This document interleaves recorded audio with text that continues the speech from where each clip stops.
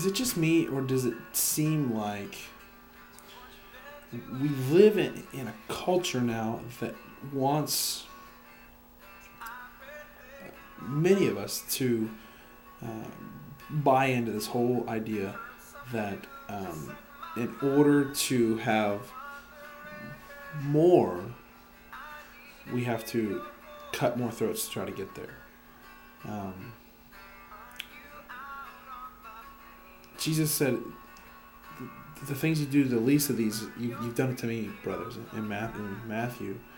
And I really think we're so caught up in commercialism, and we're so caught up in nothing. It's so apparent right now because we're getting ready to jump into the Christmas holiday season, and I see the commercialization already still here, even though we're in this sort of recession time, and people don't have a lot of money right now.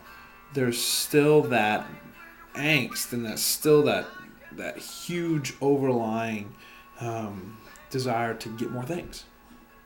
I mean, we're more concerned with getting the new iPod, or getting an iPhone, or a BlackBerry, or some laptop, or something, or some gadget, or more concerned with getting those things than last night. Thousands of children died because there was no food for them to eat, or even here in America, there's hundreds and hundreds and hundreds of kids, thousands of kids who don't even have the ability to stay warm during this wintertime season. And I just think to myself, we're being really ineffective and not truly taking our calling the way we should. Jesus has called us to do more than just go to church on Sundays. That's not where we're at. It's not what we've been called to do. In order to be called out to live this mission, we've been called to be the hands and feet of Christ, and we're not even being a pinky toe or just a pinky at all. We're not even. I heard a friend of mine, Jeff. He put it on a Facebook quote, I believe, is he said, "We're not being the hands and feet, but we can sure point. We can be the finger that points, and we can be the mouth that criticizes."